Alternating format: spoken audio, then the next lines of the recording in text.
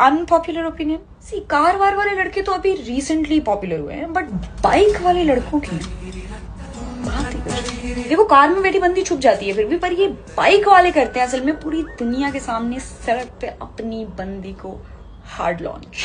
एक खास लड़की होती है जो उसकी बैक सीट पे बैठने के लिए फाइनली क्वालिफाई करती है। पीछे जो मैडम बैठी है खुले में सारी लड़कियां देख रही हैं, ये मेरी वाली। अब जिस कॉलेज के सामने से गुजर रहे हैं वहां की लड़कियों को पता है कि इसके पीछे यही जाती है। सुंदर बाइक वाले लड़कों को देख के ना ऐसा तुम तक अर्जी मेरी ये हो जाता है।